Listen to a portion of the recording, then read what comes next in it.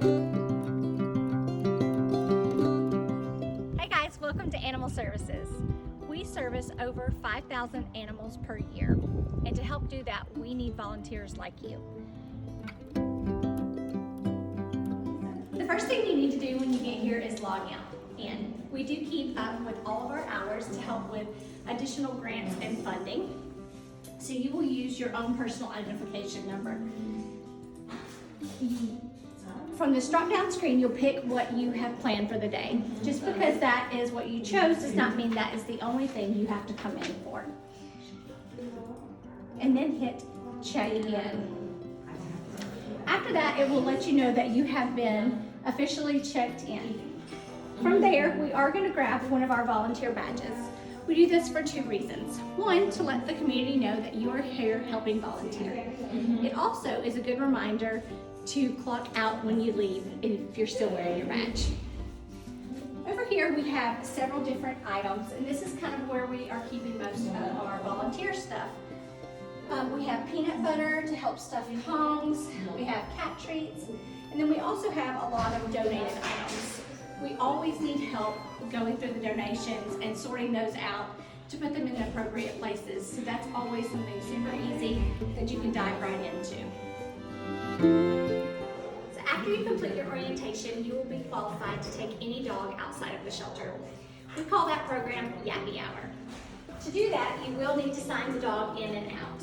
So we have today's date, your name, the dog's ID number, and when they come back in. We do inventory twice a day, so we do require that they are returned within 30 minutes of closing. While in the building, all dogs are required to be on a slip leash. The collars are used more just for identification. Pink is for girls, blue is for boys, and they all have a small round hang tag with their kennel number on it. To apply a slip leash, all we're going to do is take a regular leash and put the buckle end through the handle. That will slide right over the dog and cause more friction if the dog were to pull, so therefore they can't get away from you quite as easy. While on a walk, we also require that they wear a harness as well. This gives us two forms of restraint in case the dog gets away from you.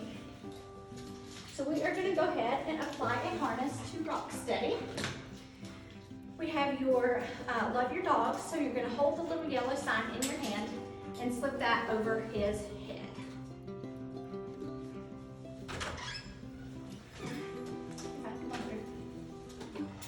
And so you just take the buckle end and clip it around right here.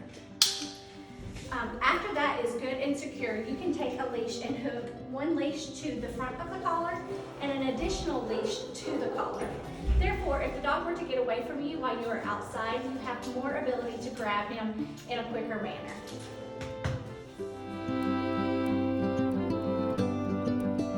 So every dog has a kennel adoption sheet. On that sheet has what we have named the pet, the kennel number that they currently reside in, how they arrived at the shelter, whether it be owner surrender or a stray, their animal ID number, which will always be linked to the same microchip, and their adoption fee. That adoption fee, regardless if it's $5 or up, includes the spay and neuter, rabies, distemper, bordetella vaccinations, heartworm test, deworming, microchip, and a city license. So if you want to get a dog out, remember to make your leash into a slip leash. The kennels have a little kickstand here to keep the dogs in. You're just going to kick that back and lift up. And then just apply the slip leash right over the dog's head. Now he is ready to go outside for a walk. All of our cages do have different signs on them. And those signs are very important and help us communicate better with the public. One, it lets you know as a volunteer more information, but it also lets you know if this dog is a little more fickle. So alert special care could be things as simple as has deaf or blind, they could have seizures, any kind of medical condition that we are aware of. We will hang one of these signs.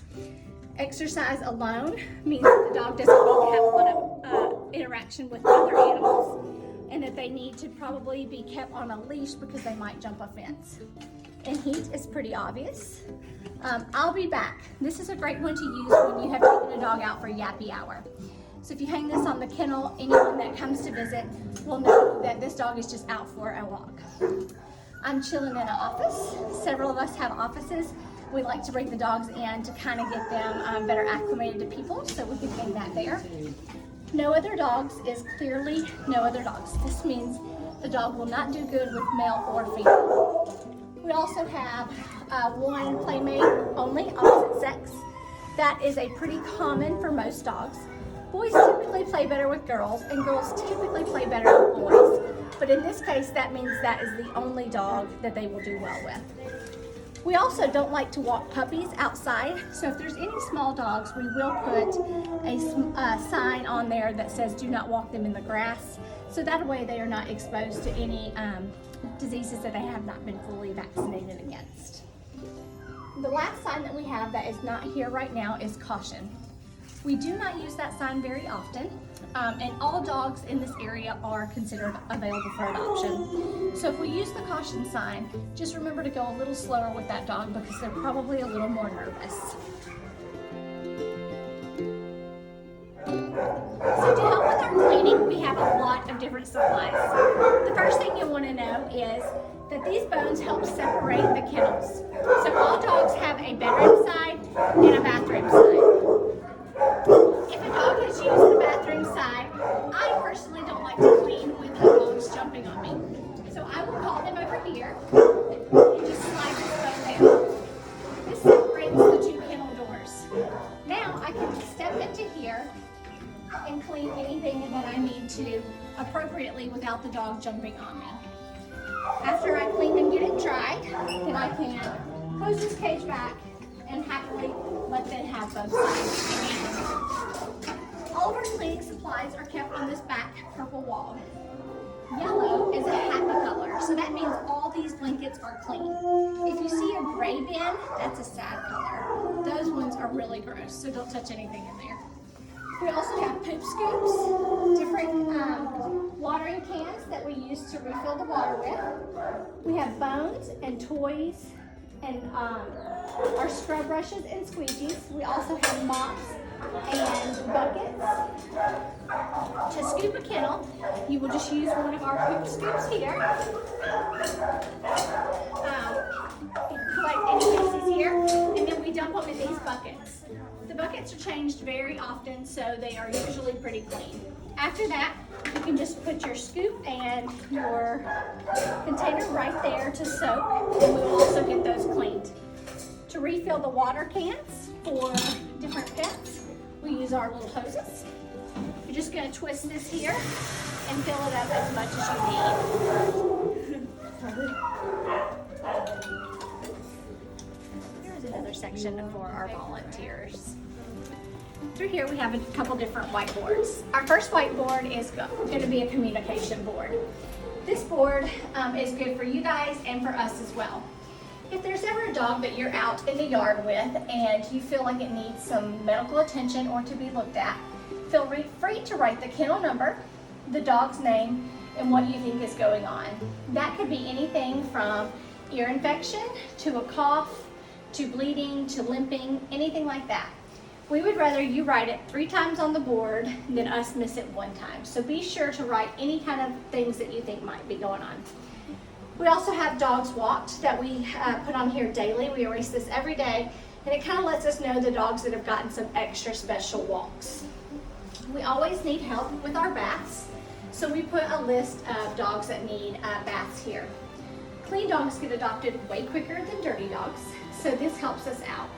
So for instance, this dog is in D127, it needs a medicated bath and a nail trim. So that would be something really good to help us with. Now we're going to step into the tub room. So this is where we keep our bathtub. All dogs come in here. If you need help lifting the dog, anything over 40 pounds, we would recommend you grab one of the staff members. As you have seen in our videos, we are super busy all the time, so there's usually a staff member in and out that you can get help with. We'll lift the dog up, and then we'll go ahead and hook them up. I like to personally put this around their neck and then clamp it there versus onto the collar, because once again, those collars are more of just identification. We don't want them to snap when the dog's in the tub. So we're gonna hook him on here, but never leave him alone because we don't want him to jump out and hang himself. Works like a normal bathtub where there is hot and cold water. And all we ask is that you make sure you clean out the bathtub when you're done. If it's a medicated bath, we can point you in the correct direction for the shampoo. Otherwise, we have a large array of different shampoos that we can use, and you can just kind of pick whatever you like. All these towels are clean, so therefore you can just dry off the dog and then throw your wet towel into a gray bin. As we said earlier, gray is dirty and yellow is clean. So anything over here would be considered clean and those would be considered dirty. We have additional bowls here as well to help if you think that the dog's bowl has gotten too dirty, feel free to clean that out. We don't do any of the laundry. We have a special gentleman that does just that, so we would not need to help him with any of the dishes or the laundry.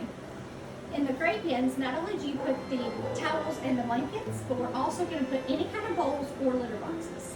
Just be sure to empty those out into the trash cans and then place them in the gray bins. So I've decided that I want to now play with the dog in the yard to get some exercise. I put my leash on Rocksteady and we're going to head outside.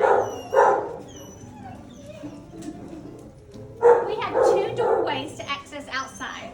One in between kennels number 3 and 5, and the second one is going to be right here out this door.